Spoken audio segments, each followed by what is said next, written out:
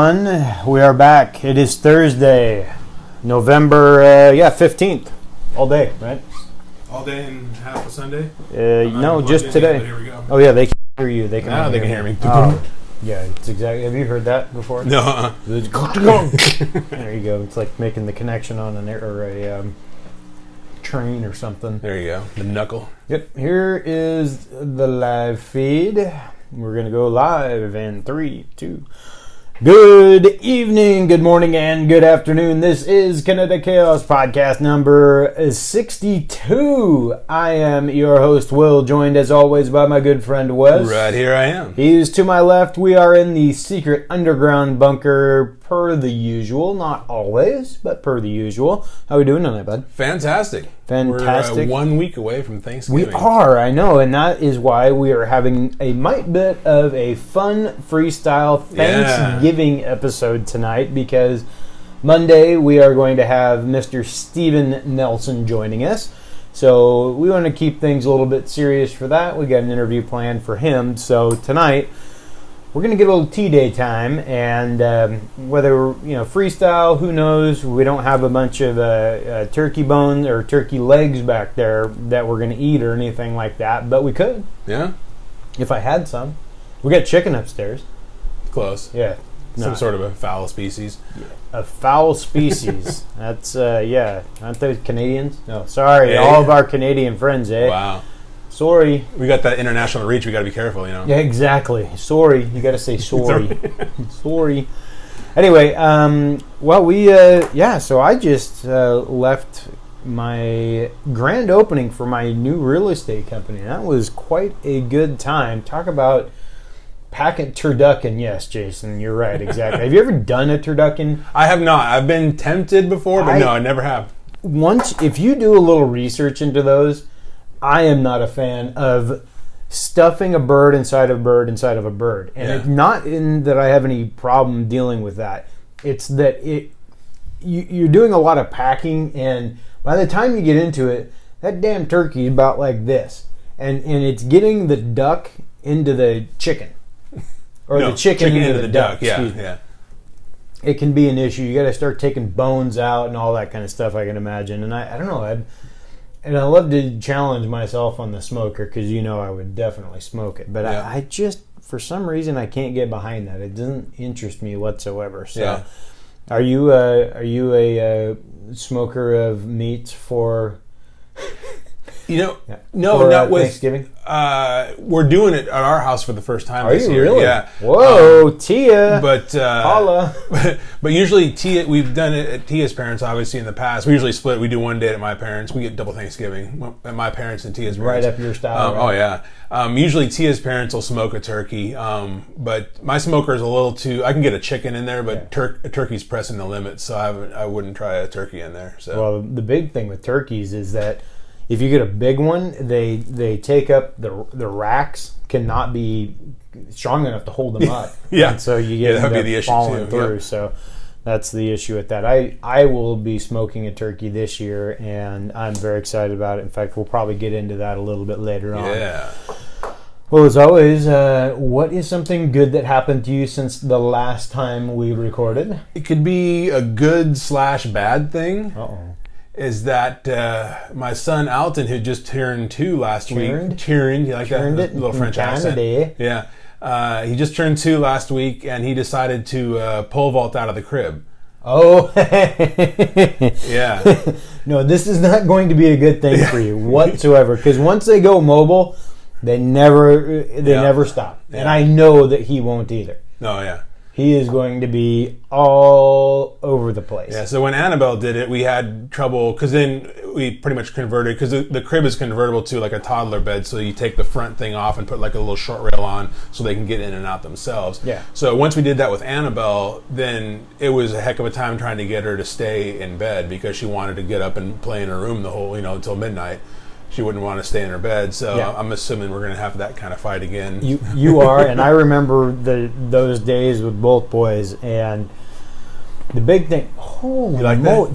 Did you guys pick that up? Let's see if it picks up on the mic. I cannot believe that. It's like you just had somebody reach behind you. Yeah. How do you do that?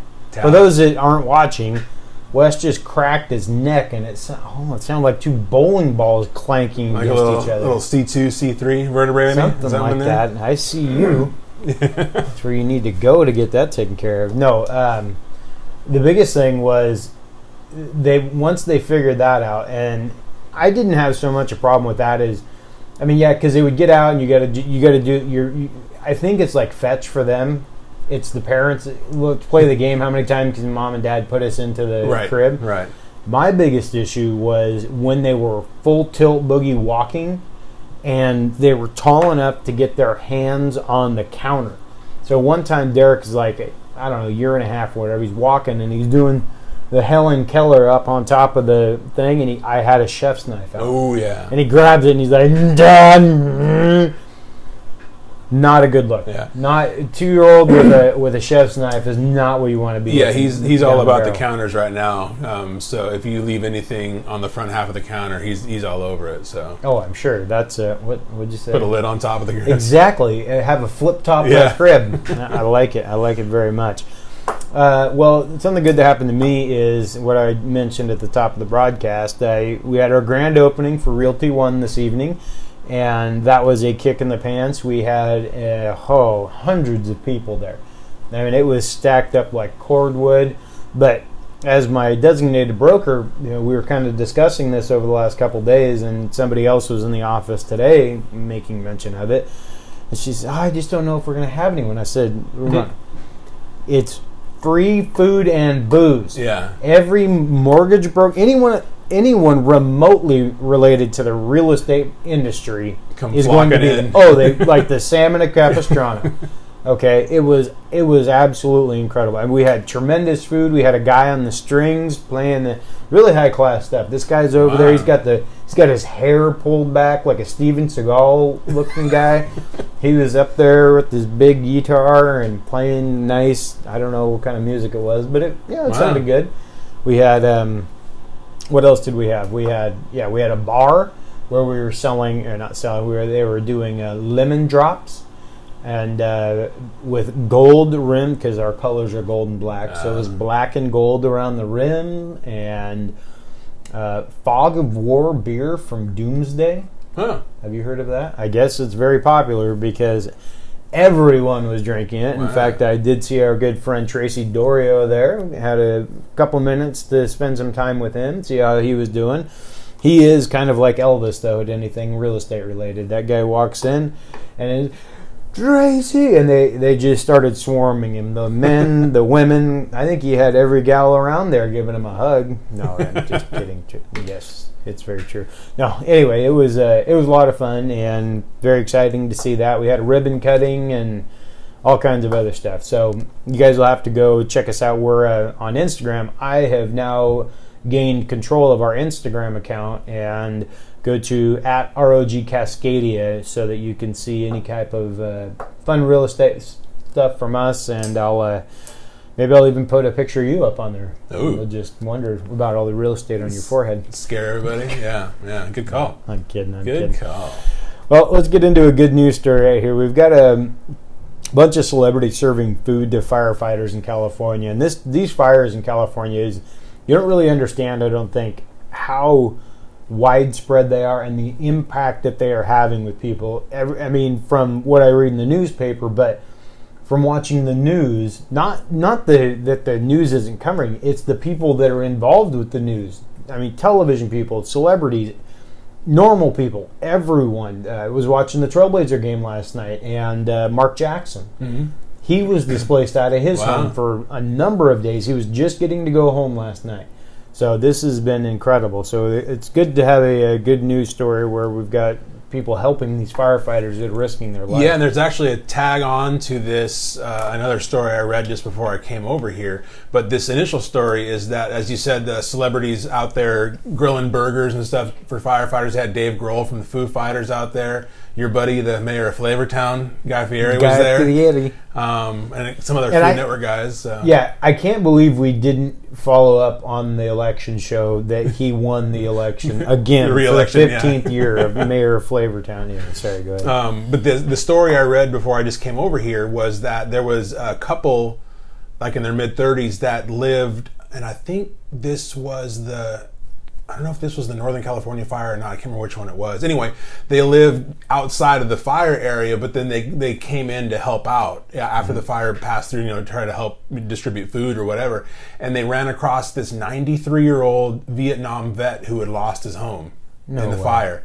And so they took him in. They said, you can come back, live with us, stay as long as you want. Are you kidding me? So how cool is that? He's a single guy, 93 years old, living by himself, Vietnam vet. How did he get out there? Where was he?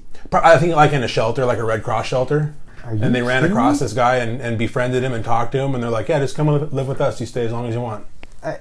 See, there is still good in the world. And that's why we do this type of stuff, because we want to, highlight that. And I know I say that at every episode, but it's a reminder. I really, and that's why we like to do this. It's just a reminder for us that there is still good in the world, regardless of what you see on the news or anything like that. People still want to help others. Yeah.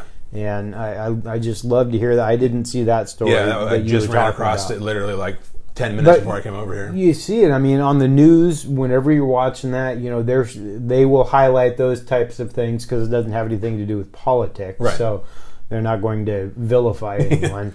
They just show the good deeds that people are doing, or that we saw with the hurricane last month. Yep.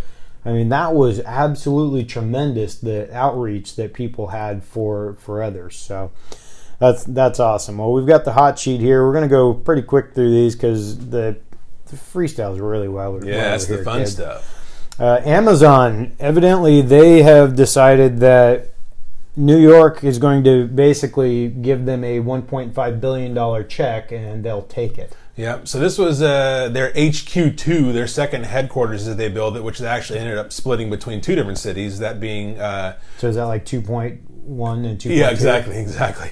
So Long Island, New York got one of them, and along with $1.5 billion in taxpayer subsidies to entice them there.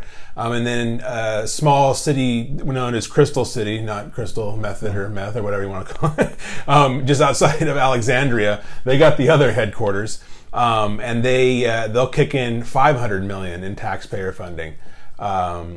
So the way, and then as a tertiary consolation prize, tertiary consolation. Yeah, You're pulling a tertiary headquarters, not really headquarters of consolation. They are going to give Nashville an operations center that'll employ 5,000 people. So at these two headquarters in New York and Virginia, they're going to employ 25,000 people each. And then the operations center in Nashville is going to employ 5,000.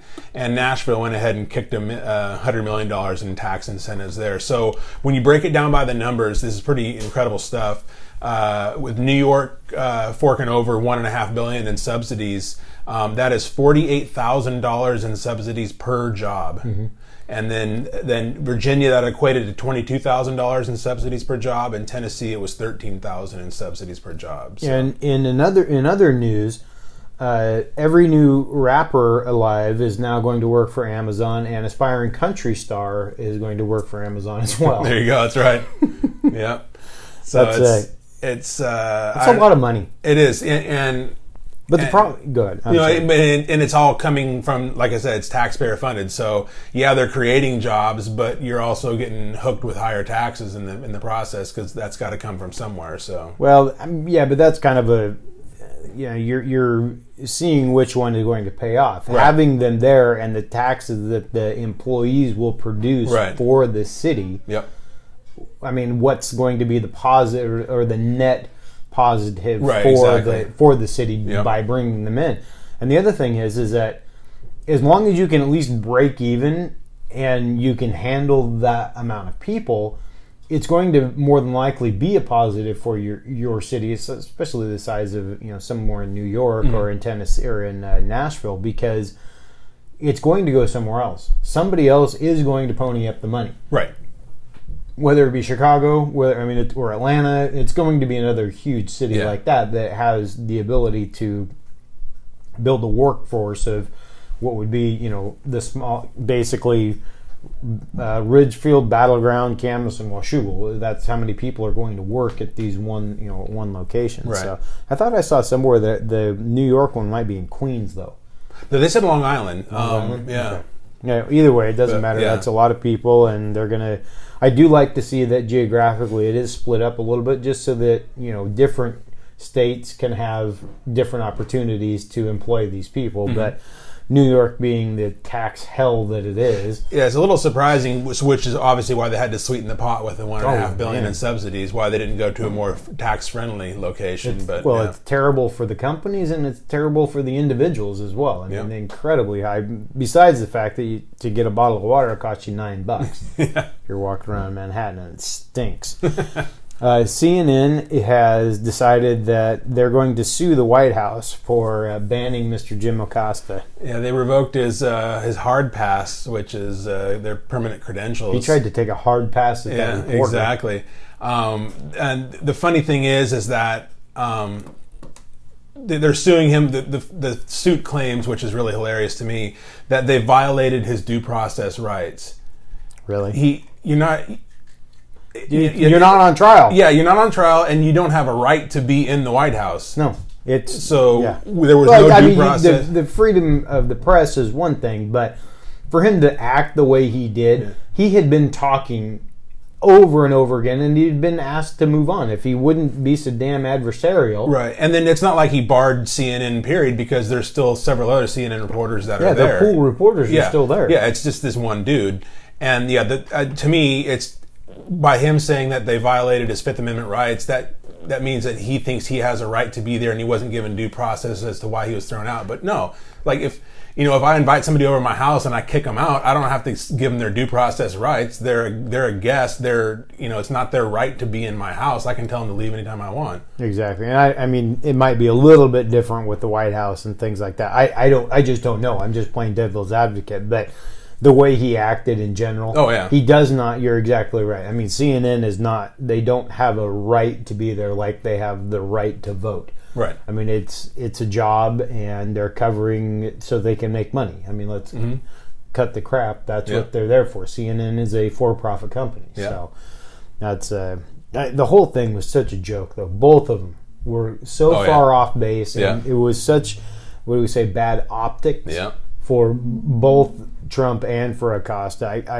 And to see two grown men basically turn into 13-year-old girls fighting over a boy. That's right. Yeah. Anyway. Okay, number 3 here. Speaking of President Trump, sounds like he's going to keep the old turnstile rolling along. We never had the Deadpool. We didn't. Oh, we should have done that. We talked about that 6 months ago. I know, but hell, what has there been, like 10 people? Yeah, we couldn't keep track of it. I don't have time to keep up with that crap. So this is DHS Secretary, that's Department of Homeland Security, Kirstjen Nielsen is rumored to be on her way out because Trump is unhappy with how she has handled or not handled the crisis at the border. She hasn't secured the border, and evidently he thinks that she should be able to do that single-handedly. Because she's the one that's responsible for that. And then the side note to it is that we'd heard rumblings before, and now they're kind of coming back again, that John Kelly, the Chief of Staff, may be on the way out. And evidently the side angle to this, in terms of why Kelly might be on the way out, is Kelly got into an argument with Trump saying, "Don't fire Nielsen."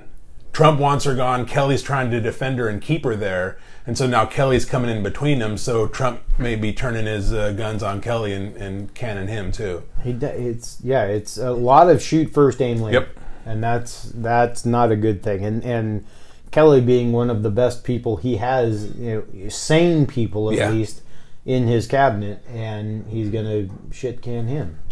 Or Nielsen. I mean, either one of them. I don't know much about Nielsen, but I know Kelly is the kind of a linchpin there, and definitely. People actually respect him. Yep. And he needs that. If he's going to be able to run things correctly, he needs people. If they don't respect him, Trump, they need to have people that will respect somebody in his cabinet, or his staff. Yeah. Well, here we go. Number 3. Tariff We're going to keep on. Yeah, we'll keep on the tariffs. We haven't talked about them in a few weeks, so. Well, it looks like somebody else might be getting a little sweetheart deal, maybe. Yeah, this is the rumored auto tariffs for foreign automobiles coming in. They're supposed to make a final decision next spring. He's got his secretary, Wilbur Ross, Secretary of Commerce, crunching numbers, looking into all this kind of stuff, because the idea is that they would tariff all foreign automobiles coming in as kind of a sub-clause to the whole foreign steel tariffs. They would tack on foreign automobiles.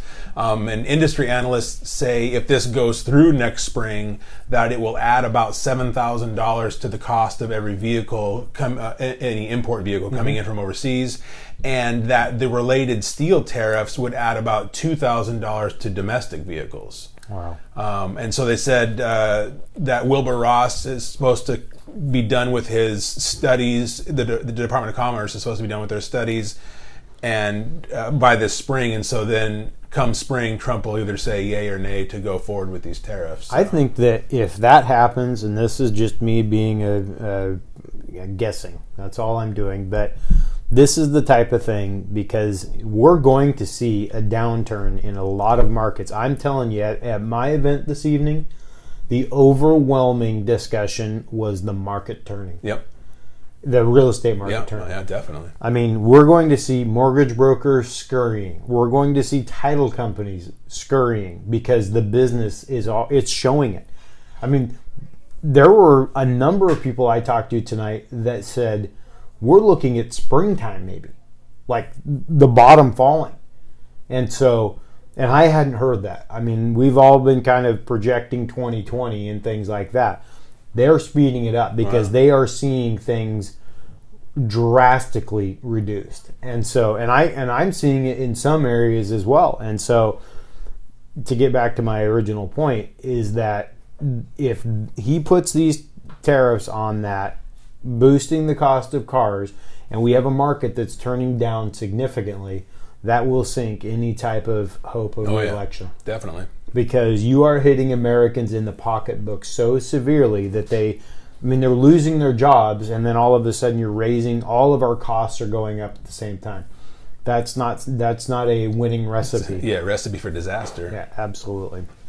Well, speaking of at least some good news, in terms of automobiles, the price of oil is what was going up significantly, and everyone was cashing checks in Saudi Arabia. Now they're not doing so hot. Yeah, so oil hit a 4-year high just 6 weeks ago, and now just this week it's now hit its lowest price in the last 12 months. Yeah, since last so December. It's gone from peak down to crater. And it's now down 20% off of this year's high. So, and I've noticed it at the pump too. Prices are falling. Yeah, absolutely. I think from the time I filled up a week and a half ago, the price is down 20 cents. What did you fill up at? $3.17 at Costco. Mm-hmm. Yeah, and you're under 2 now? I think they just cracked 2 or cracked under 3. Yeah, I haven't seen that. I mean, I drive the diesel, but that's pretty significant. And the Fred Meyer on 164th that I drive by every day, they have their prices right out at the road, and they were $3.16 forever. And this morning when I drove by, it was $3.06. Wow. Well, and like we were reading in that it used to be that we thought the experts thought there was going to be some kind of shortage of oil, and now I guess there's a gigantic sell-off in futures, and so you're. Those types of things start to tumble, and they continue, and if there's no upside to it, Jason's at $2.89. That'd be nice. Yeah, we got all those sweet gas taxes here we got to deal with. Yeah, right. In our lovely state. Here's a question for you. When is that going to? Because our state has such high taxes on fuel. When are they going to start taxing electricity? For all these motor cars that run on and that's the thing too, is that the more hybrids and electric vehicles are on the road, they're obviously losing that revenue because they're not collecting that gas tax. Well, these taxes went into effect in 2005, somewhere around there. So they had, maybe they had a little bit of an idea, but they did not think that you all right there? Yeah, it's adjusting. There we go. There we got it. Just perfect. Yeah. Wait, one more quarter. Probably not for keep messing with it. So, but for what it was back then, we were all driving around the Suburbans, and everyone had a GMC Denali and Expedition. Everyone's getting 12 miles to the gallon, and now they're all driving around. And Tesla wasn't even a thing back then, right? Or in the Prius, I think the Prius came out in 2004, I think, something like that. You're the Prius expert, I don't know. Yeah, you know me. I stack them up in the back of my truck. Yeah. So, Anyway, yeah, that's it'll be interesting to see how that plays out in the future for the state of Washington and the tax base for keeping our roads open. Yeah, you know what exactly. I mean? Yeah. Well, now it's the flashback follow-up time here, and this is just from a few days ago. We can't escape the election. I know. Go ahead. Just run with this. Yeah, real quick, is the Florida recount that we had talked about previously, having to recount for both Senate and governor. They now are in the process of doing the recount, and the machines to recount the ballots overheated and failed. They overheated. Overheated, yeah. And so now, The because they're with so water. old, yeah. And so now they've got to switch to a manual hand recount. So that's going to slow things way down. Oh my! So and it's going to be a bunch of blue hairs in Florida counting the damn things. Yeah, yeah. That's what it's going to be. It's going to be, Ethel and Yeah. Gretchen are going to be over there. They're just going to farm all the ballots out to the retirement villages. Exactly.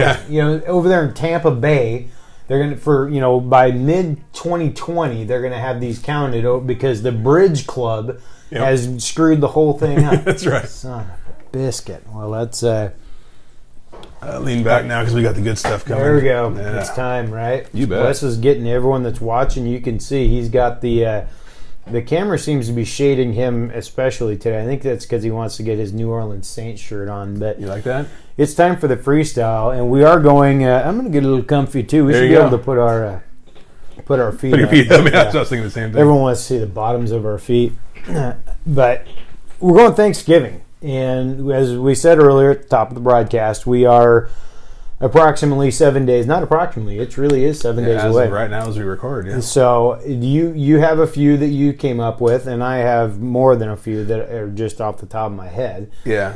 Let's. What kind of things do you have going on? I got 2 top 3 lists. Okay, let's run with one of those first. Okay. Your Because top, I have one. I have a feeling that we're going to share one of these. probably your top 3 Thanksgiving side dishes. There we go. I had the exact same thing. Okay. Number side What dishes. number was that? Yeah, exactly. It's infinity. Number 3 for me, mashed potatoes, and I'm a huge fan of mushed potatoes. Mushy potatoes? Yeah, no, not mushy. Well, I just love them, and then you hit them with a little gravy, because gravy, I'm going to say, goes with the mashed it's a potatoes. given, yeah. Although I will say, I know this may be just horrible, but I actually prefer gravy out of a package rather than mixed up and all that with the chunks of turkey. You know, I do too.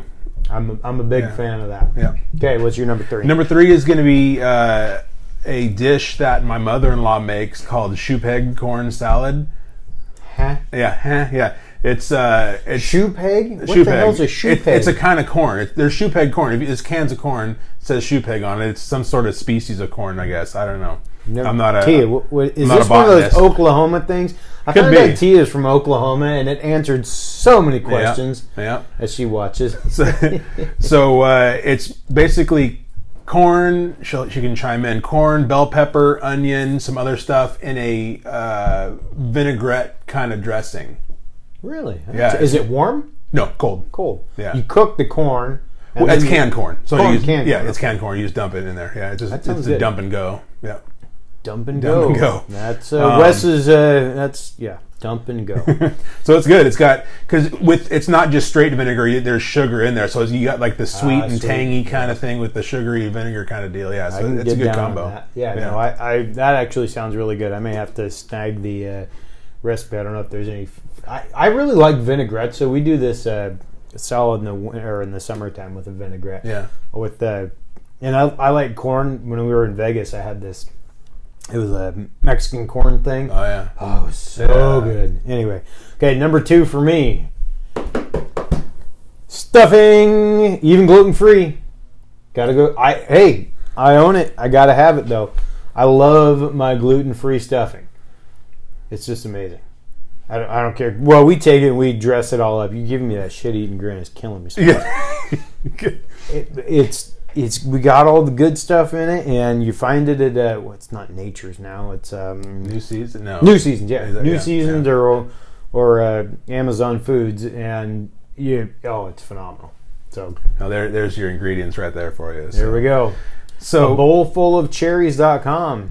That's where you can nice find little the plug. recipe. Yeah. Number 2 for me was your number 3. That'd be mashed taters and gravy. Very nice. Love that. Are you a whipped mashed potatoes guy? I like some. Or do you like a little chunky some chunks, and they're not over chunkified. Yeah. But some random. Yeah. We got some you like good that? words going on, dropping man. some serious lexicon. Yeah. Do what I Dropping can. lexicon. Just dump and go. Yeah, that's right. Dump and go. So yeah, some small chunks are okay. Okay. But yeah, if it's totally whipped and creamy, I'm cool with that too. Yes, you are. Yeah. No, Kim does. She puts cheese. She puts sour cream and cream cheese in it. Oh wow, like 8 sticks of butter. Yes, Yeah. and butter. So you're just hitting the it's the quadruple bypass of mashed taters. It's like a dairy farm meets a potato patch kind of. Yeah. It's basically Wisconsin and Idaho making babies. Yeah. Okay, that's what it boils down to. And it's really good. But the one thing you got to watch out for is you can't put too much in, because then it gets really creamy, too creamy. Yeah. And I don't like that as much. I like to have a little texture to it still. Yep. So sometimes, depending on how many taters you use, that's the big thing. Oh yeah, and garlic. Yeah. You got to have garlic too. So. Okay, my number one. Oh, we're going for it, baby. My version of the old standby green bean casserole. Wow. Unbelievable. Now, when I say my I was version, going to say, yeah, so what does that mean? Okay, so you got to go with the OG green beans. Okay, out of the can. You can't do that fresh crap because it screws the whole thing. No doubt. You do like the French cut green beans, the ones that are like slivered. Those I'll go either one. I'm not really. I would prefer the 2-inch ones or 1-inch whole ones, if you will. On the GBC, what's the GBC? Not the BBC. Anyway. Oh, green bean casserole. Oh, there we go. Yeah, right. So I would prefer those, not the French, but the French works too. And then the big thing with going gluten-free that sucks is that, what are you smiling? It's this lexicon she keeps dropping. We talked about this last night. I can't understand. She talks in code all of a sudden. I know, right? I was like, GBC. Oh, sorry. Carry on. Grab bags of crap? Yeah, could be. Anyway. So then I hit it with, you got to have the Campbell's cream of mushroom. None of that healthy request crap. That's not GF though, is it? It's not, but I can get the GF one. You go down with the ship? No, I may or may not. I actually have one that, here's the issue with it. So I can get the Amy's one, and it's a reasonable facsimile, just like everything else that's not GF, right, or that is GF. But it's a 14.5-ounce can, and it's not truly condensed. And I want the condensed one. So I usually get the Amy's, and I do that. And then you got to hit it with the gluten-free soy sauce. The problem is the onions. The onions are not gluten-free. Because the French fried onions. French fried onions. So I can't have those. I do not put those in it. But then I put button mushrooms and bacon. Yeah. Smoked bacon. Good call. Bango. And maybe a little dollop of sour cream. Mix it in there. Pop it in the oven. Oh, it's so beautiful. I cannot wait. Right? No, I'm not making my own. Get off that. I got enough stuff. I got to smoke a turkey. Jeez Louise. Make my own onions. Okay, I can't do my whole life. Do it yourself my whole life, okay? Killing me. Okay, numero uno for me is one that I got turned on to 4 or 5 years ago by my favorite author, Brad Thor. It was he said it's his favorite side dish, and so I made it once and I was sold.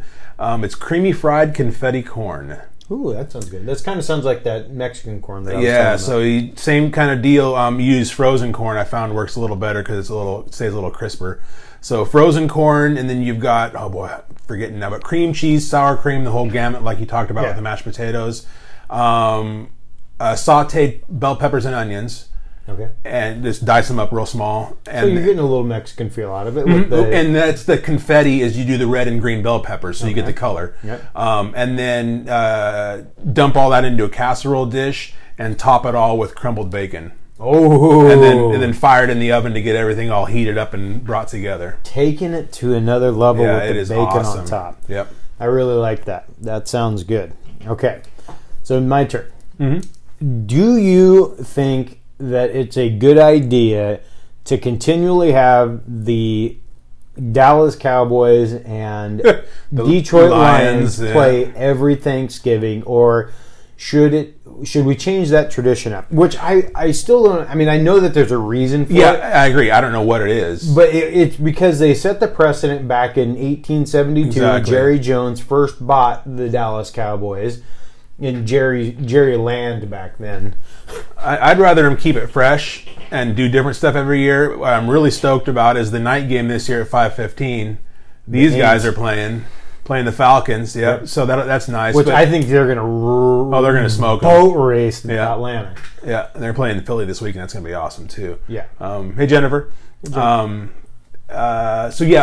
whole, especially because both the Lions and Cowboys haven't been good for a while now. This is kind of a lame duck game. I agree with that, except that the Cowboys, for some reason, I mean, they're the most valuable sports franchise in the United States. Which I don't get it. They haven't won anything since 1993. Circa Troy Aikman. Yeah, exactly. I do not understand. I mean, other than that they've got a great marketing team and a gigantic big screen television, I just don't understand why they're so valuable and why they truly are America's team. And really, it is. It's kind of like the Yankees. I'll still say the Yankees are more popular in baseball than the Cowboys are in football. Yeah. To their respective sports. But it's amazing to me how many Cowboy fans there are out there. And the mediocrity that they have come to, they have to expect it. They're 8-8 every year or 7-9. They don't have a good team. No. And the Ginger's got to go. I'm sorry, I'm not going to. Jason Garrett. Yeah, I'm not going to break down Cowboy football. Are they going to poach the Oklahoma coach? Why would you go there? Why would you go to that dumpster fire and deal with Jerry? Dumpster fire? Yeah, right. Yeah, I don't know. I don't understand that. I really don't. But it is what it is. So no, I like the Lions. I think they're an entertaining team to watch when their offense is clicking. But ever since Megatron retired, Calvin Johnson, they lost a lot of spark on offense because it used to be Stafford just chucking 50-yard passes to Calvin Johnson all day long. Yeah. And that was entertaining. But since Johnson's retired, they don't really have a deep and even Golden Tate wasn't much of a threat either, but he's gone now too. So they don't have a big threat in terms a deep threat. That was the whole air raid offense they had. That's why I love the Saints so much. It's because Breeze airs it out all the time, and they've got just elite receivers. Yeah, it's just awesome. I love that stuff. But so I agree. I think the Lions were entertaining back when Calvin Johnson was there, but now they've kind of faded away. I'll give you that. So yeah, I just wanted to get a little football action in there. Yeah. You ready for mine? I'm ready. I'm flipping the script. There we go. Your least 3 favorite foods. Our side dishes. So keep on the side dishes, but your worst 3. Okay. Brussels sprouts. Well, I'm going to use those as number 1. Yeah. Number 3 would be. Are desserts included in that? Yeah, I guess we can go that route. Okay. Yams. I started dropping like the pecan pie on me there or something. No, I don't eat that because it's not. Actually, I would much rather have pecan pie than yams. Yeah. So number 3 for me is stuffing if it has the body parts in it. Oh, the giblets and stuff. Yeah. Oh, the dumpster trash. You throw that in there. I like stuffing, but when you put dog food in there, then it loses its appeal for me. So I can feel you on that one. I'm not a. What about oyster dressing? Because my family does. Do you? Oh my goodness. Do you like? My family does oyster dressing. I love oysters, except when they're cooked. So I am not a fan of cooked oysters. But you grill them though, so that's cooked-ish. Yes, that's cooked-ish, but not. I mean, when they're baked, they get that mushy. I cannot stand that. I don't enjoy that whatsoever. So did you go 2? No, you haven't gone 2 yet. No, I haven't. No, I was asking you about that. Okay, Number 2 for me. Number 2 that I really don't like, because Brussels sprouts is just all over my noggin right now. Yeah. Cranberries. Oh, wow. No. Now, I don't care. Just jam, jelly. Are you soured on it because of the canned factor? Like, if you had... So if it's fresh prepared from scratch, that's no dice on that? Negative. Really? No. Bad news. No bueno. I have no use for... In fact, they do these... Starting in mid-August, Subway comes out with their Thanksgiving. Yeah, but that's what I'm talking. That's like the fake stuff out of a can. No, I don't understand cranberries with turkey. I don't get it. I do like that. I like that combo. Yeah, with cream cheese, like a turkey sandwich with you got your turkey and your cream cheese and your cranberry. That's dynamite. But Tia does a good job with fresh. Be sucking up to your wife just fresh cranberry because she's still watching. Yeah, got to be nice. With fresh cranberries with some orange zest in there, and you heat them on the stove in like a simple syrup until they start bursting and stuff like that. So like the fresh cranberry action like that, I like. She's calling out your wife here, I think. But no, the can I could do without the canned cranberries, but the fresh stuff because it's a lot more tart. I like the wake you up kind of tartness that you get out of the fresh stuff. I mean. It's just not something I mean, if they're on the table, I will probably grab a little piece. But the turkey and the cranberries and all that kind of stuff, I just can't get behind it. Interesting. I just can't get behind it. So my number 1, I'm going to go back to Brussels sprouts because for some reason they get on the table somewhere. And I just can't get behind them. Brussels sprouts are a horrible vegetable. And so they need to be nowhere near. In fact, if anyone's looking, go to kineticchaos.com for the world's best Brussels sprout recipe. Just go to the website, search Brussels sprouts, and I actually have a Brussels sprout recipe that is good. Please go there right now. Run, hide the children, hide your kids, and find it because you'll really enjoy it. I promise you'll enjoy it. So you were so excited that you skipped over my number 2 to get to your number 1 Brussels sprouts because you were so fired up. What? Oh, did I skip you? Yeah, you did. I thought you were. No, you decleated me. You ran right over me. Damn it! It's all good. My bad. So I'll go for 2 for 1 here since you're done now. Yeah. Number I'm 2, really excited there about Brussels sprouts. Number 2 for me is wild rice pilaf. Oh, see, we don't have that. Oh, yeah, and I know it's not like a normal typical thing, but it is with my family, and I cannot. I love rice pilaf though. Well, rice, but nothing wild in there because it's crunchy. Yeah. I don't like the. I need the soft, sticky rice, like like sushi rice kind of thing. Exactly. Yeah, but not the crunchy rice. That's no bueno. I can get down on just a normal meal, having a little wild rice. It doesn't bother me as long as it's prepared well with butter and herbs and spices and that kind of stuff. But it has no reason to be on a Thanksgiving table whatsoever. And number 1 for me, I think was your number 3, is the candied yams. I don't. In fact, my mom and I were just talking about that the other day, and sweet potatoes with the marshmallows. I just can't get behind it. It's not right to put marshmallows on a vegetable. It's just... Well, I get it. There's just nothing... I know that you've got the brown sugar and it's sweet and stuff like that. It's just the... I don't know. Now I kind of want to taste it just to see how much I don't like it right now. I haven't cooked... Tia, go look at my recipe. Oh, she has. Okay. Oh, she has. She knows what that is. Because that will be any recipe for Brussels sprouts around. My recipe will. And there is no correct way to cook Brussels sprouts except the way I do it. So no, I agree with you on that. Yeah. They're just obviously because it was my number 3. Yeah. So that's it for my topic. So let's roll with some of yours here. That's all I got. What is your as we've gotten older, you establish traditions for Thanksgiving. What is your... We can go top 3 or top 1, doesn't matter. What are some of your favorite Thanksgiving traditions? Yeah, I don't know. I couldn't necessarily order them per se, but... I'll get to that in just a second.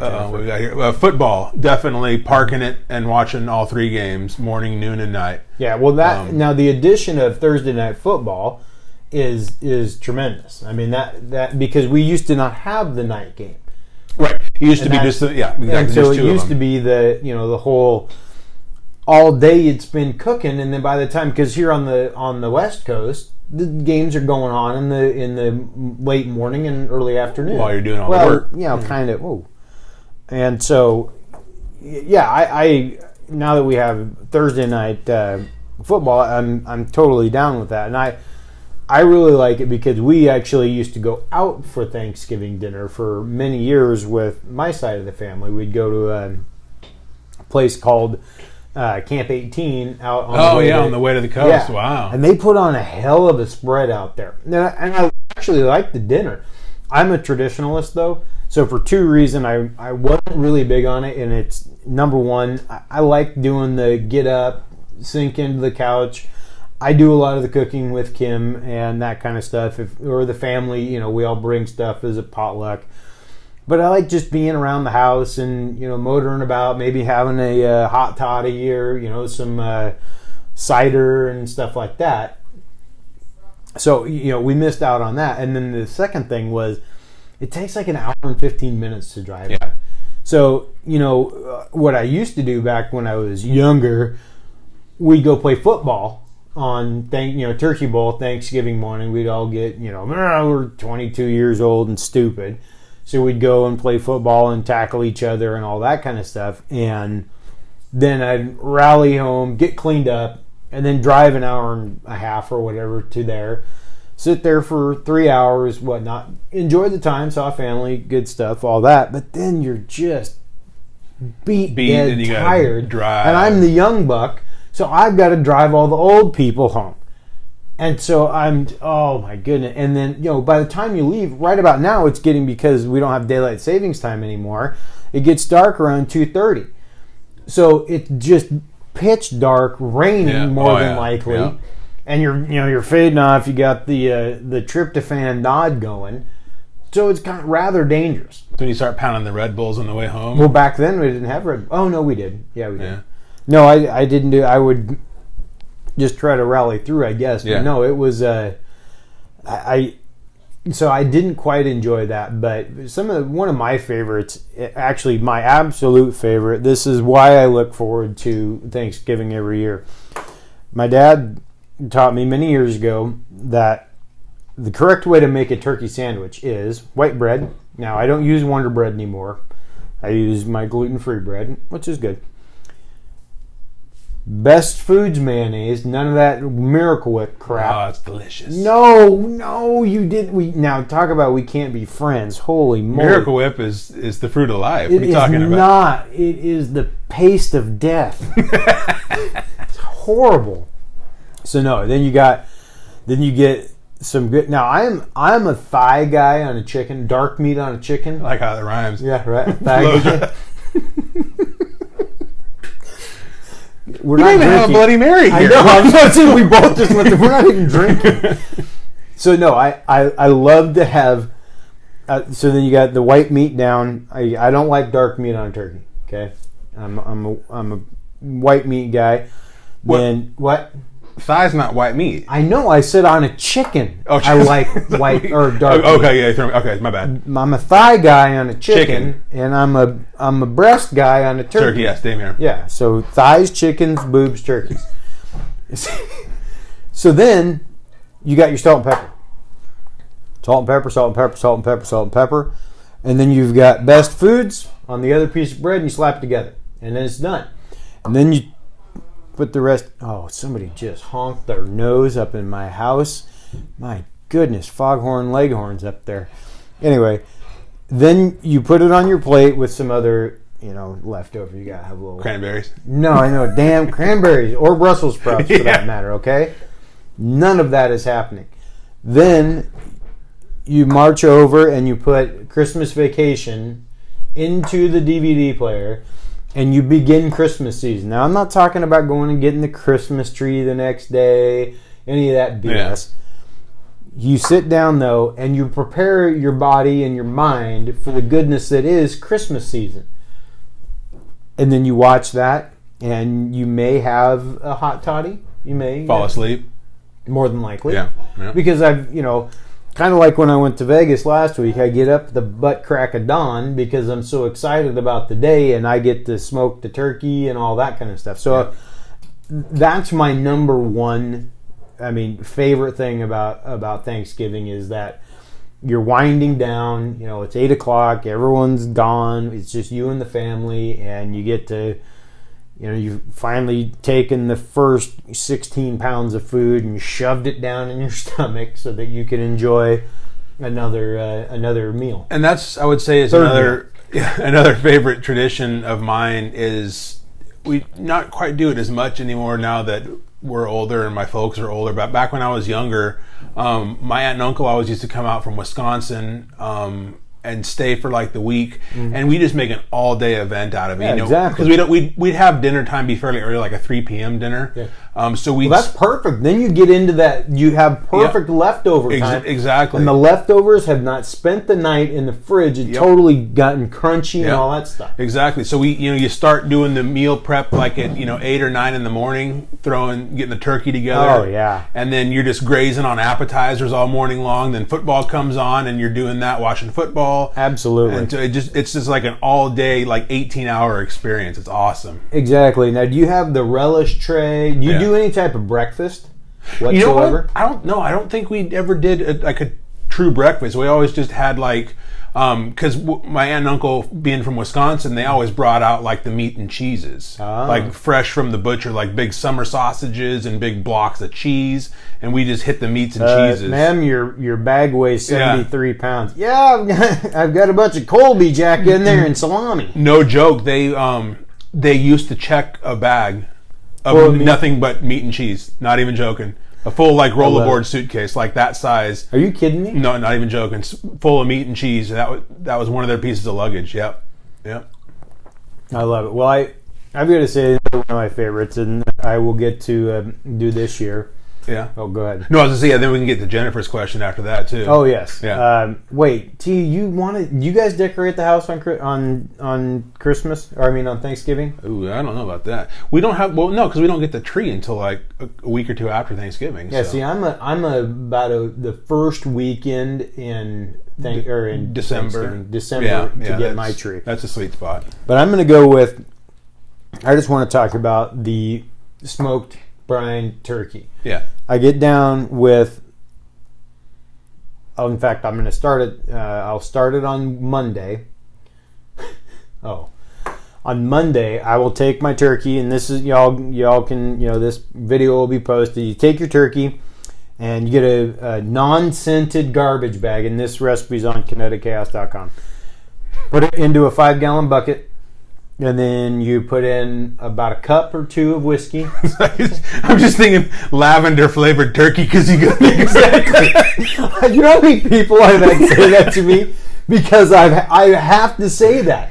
Because I can see somebody just grabbing it out from underneath the thing. Like, how can this turkey taste like flowers? Because of that, exactly. So I've got to have that big disclaimer so that no one is got their Arm and Hammer tasting turkey. That's right. So then you go a cup of whiskey, and I do what do? I do 2 gallons of it's a 5-gallon bucket, usually actually a gallon of apple juice, and then I've got fresh minced garlic, black pepper, chili flakes, all that kind of stuff. Go to the website, look at the thing. And then I top it with water, and then you plunge the turkey up and down, like that, so that it mixes it all up. Because that's the key. I just watched it on the feed. That was hilarious. But you've got all these things sitting in there, and you got to mix them around so they get going. Now, if you go to True Value or something like that, they've got the 5-gallon buckets for $5, and they get a lid. Bang, put the lid on it. Usually set it outside. You're going to be just fine. I don't put it in the cooler or anything like that. And then every day I open it up and I plunge it because you've got to keep it mixed up. And then you take it out and pat it down. There, I saw it on the feed again. Did you? And then you pat it down, put it on the dealer bobber, the tray. Yeah. and then you start latticing your bacon. Yeah. And if you get really crazy, you put the bacon up underneath the skin. Separate the skin from the meat and dive put it in it up underneath there. Hit it with a little salt and pepper on the skin, if people are into the skin stuff. Yeah. And then I smoke it usually with some hickory, maybe a little apple, cherry, something like that. But usually hickory is a part of it. And one of the biggest things when you're cooking a turkey, in my opinion, is to not go big. I would rather do 2 12-pound turkeys than one 24-pound. Because that sumbitch takes so long to cook, and it's so easy to overcook it. And we're doing a new technique this year in order to speed the cooking process and see how this goes. First we talked about doing the old spatchcock thing, which is snipping the spine out and butterflying and flattening. Spatchcock and chicken. But then we saw a recipe idea, so we're going to try that instead. Is we're going to have the turkey pre-sectioned. Oh, okay. So I've done like turkey breast. Cut both breasts off, both thighs, both drumsticks, and you just lay them out. The recipe called for, I don't know if we'll do that because we're kind of concerned about the strong flavor, but you line the cookie sheet with like rosemary, fresh rosemary, and then take it easy on lay the turkey on top of that. So we're going to just skip that and just brine it instead, brine the parts instead. But anyway, I think you can use it. I just would only overkill. do first of all, I wouldn't take it off and chop it, because once you chop rosemary, it was the whole sprigs that had laid down. I think if you did like 2 or 3 sprigs underneath it, I think you'd actually quite enjoy it, because you would just get the aroma of it. Yeah, so we're still going to do the brine, the old the apple cider and all that kind of good stuff. And then, have it not quartered, but sectioned out, and because then it only takes like an hour and a half, instead of half the day. Do you use a convection oven? No. Oh, see, I'm a fan of convection. I mean, obviously, when I smoke it, I don't do it, but I love convection ovens. So, Jennifer, you actually asked, what do we like for dinner? We got the turkey. I don't mind the ham. People want to have ham. I'm down with having a ham with the turkey. I want to have mashed potatoes and gravy. I want to have my green bean casserole, the stuffing, and I mean, we could end it. I love with green salad, something like that. My mother-in-law used to make a 7-layer salad or layer salad. Yeah. I may have to bring that up or something this year sometime soon, because that was one of my favorites. Is one of the layers parsley? No. Oh, okay. Exactly. Terrible. Kim put parsley in something a couple weeks ago. I almost vetoed it. Oh man! So I'm going to go contrarian with more in terms of the main course. With one of the things you said is ham. I'd go ham over turkey. Really? Yeah, I'm a big ham fan. the way this ham? Yeah. The way this all started is that we found out, I don't know, you're allergic to turkey? Well, yeah, kind of, no. 6, 7, 8 years ago, my uncle was always in charge of the turkey.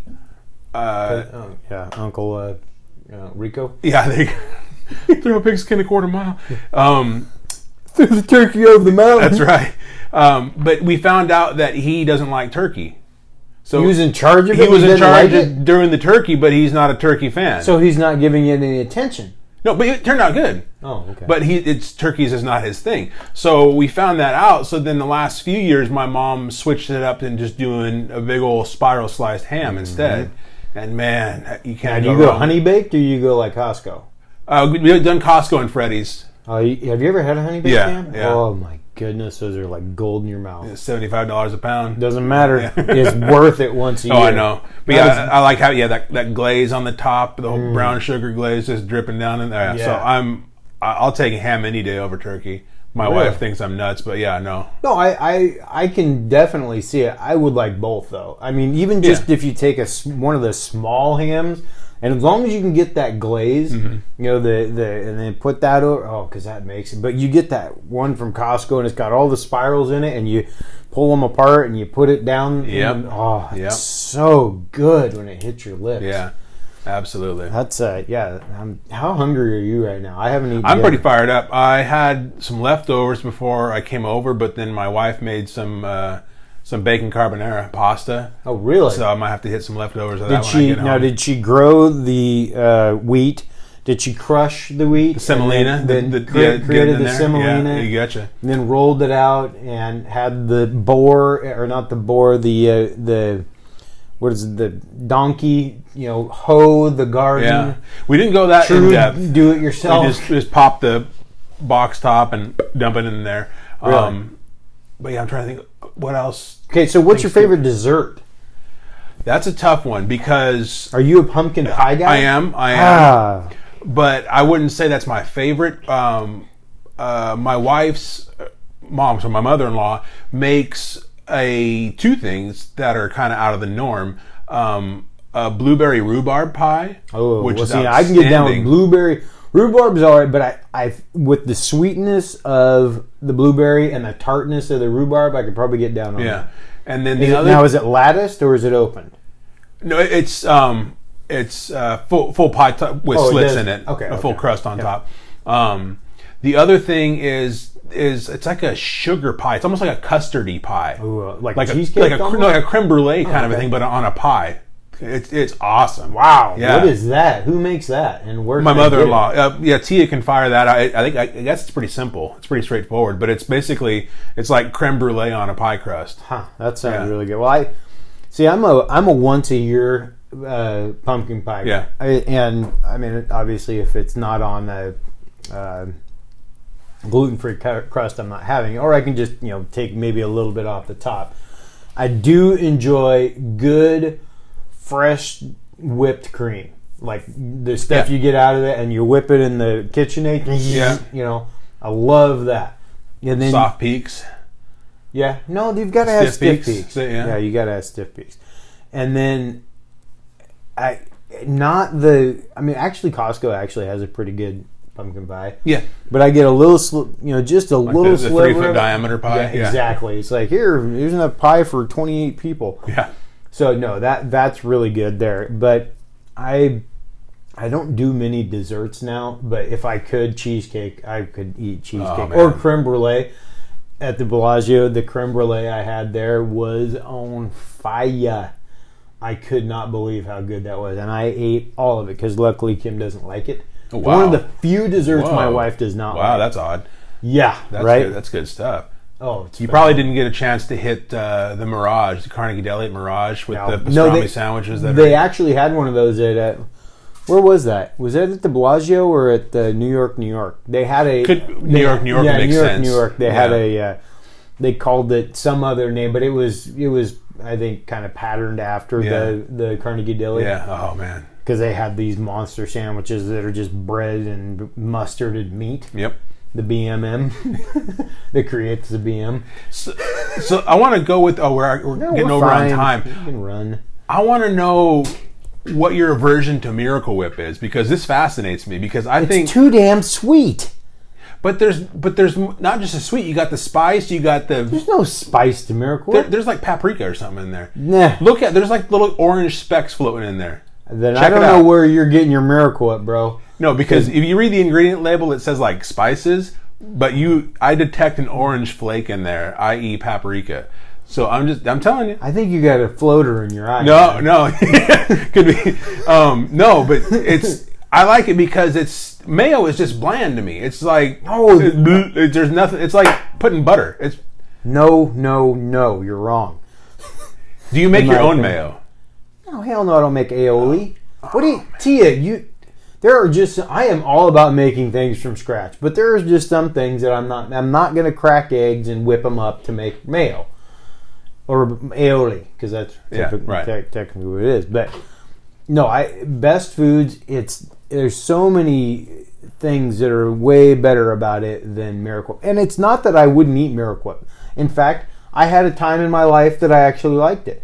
And you know what I liked it on? This is goofier than hell. White bread, Miracle Whip on white bread, like this cooked ham. I would go visit my dad up in Alaska every year, and for some reason I got on this ham sandwich kick. No BS. I had a ham sandwich every day, and it would be Miracle Whip, pressed ham, and a slice of American, like the government cheese. Yeah, exactly. Whammo. And I just love that. I ate that up like nobody's business. Yeah. So I had Miracle Whip on that. And so my aversion isn't that I hate it or anything. Not like Brussels sprouts. Yeah. But it's just it's not like it's just not nearly as good as Best Foods. One thing that just dawned on me now, we're talking mayo, Miracle Whip, that kind of deal. We forgot with a side dish, one of my favorites I didn't even put on my list, deviled eggs. Oh yes. Oh, I forgot all about that. Absolutely, and I totally forgot. In fact, I was talking to a family member the other day about that she's going, and she makes really good deviled eggs, and they will be there. My mom now, she makes these awesome deviled eggs with horseradish. That would be awesome, because I was saying... They are. Because I'm all about the heat on that stuff, and I saw a recipe that I want to try sometime that have diced fresh jalapeno mixed in with the yolk they toss on there. Do you like bacon in your... I've had it. It's good. Yeah. I like that. Now, when Mom does the horseradish, it's not something that you want a lot of, in my opinion. It's because sometimes Derek will help her and they'll get a little crazy with the horseradish, and they're the first ones to go. Yeah, I mean they are amazing, but you get just that little hint of it, and it turns the whole thing into it's beautiful. Then are we talking like the real legit horseradish, not like the horseradish mayo mixture? We're talking like beaver. But beaver makes some of that just like pureed horseradish. Where it's just it's just a little bit, because you mix it up in a big bowl, put a little bit of that in there, and then it's like smelling salty. Open it up. Oh man! No, one time we did that to Brandon. His granddad did that. There was horseradish in the ground. So Brandon, come over here, and he cracks him off. And Brandon, smell this. About like Mike Tyson punched him out. Right. Oh, it was bad. It was bad. Good stuff. What else do we have? Do you want to do anything else, or are we feeling pretty good about this? I think we're good. Just a reminder to tune in on Monday with our interview with Steve Nielsen, talking about what it's like to run a political campaign. Yeah, that will be a lot of fun. Look for us 5:30. I think we told him 5:30, so we can 5:45ish. Yeah, somewhere around there. Yeah. We'll put a note up, and then we'll get you ready for Thanksgiving. I'm pretty excited. We'll probably, I don't know, are we going to record Wednesday? I don't know. We'll have to talk about that. We'll see. Yeah. We'll see what's going on with that. But if not, we'll see you Wednesday. And if we don't see you, we'll see you Monday. And if we don't, then have a wonderful Thanksgiving. If we do not record, otherwise, anything else? I got nothing. He's got nothing. Then we gone. Facebook land, I'm glad you guys had fun watching. It was a kick in the pants. Thank you. Thanks for the interaction. Yeah, exactly. That's why. Good suggestions, Jennifer, to throw it out there. Give us something else to talk about. Thank you very much. We'll see you guys Monday. Don't forget to tune in with Steve Nielsen. See ya.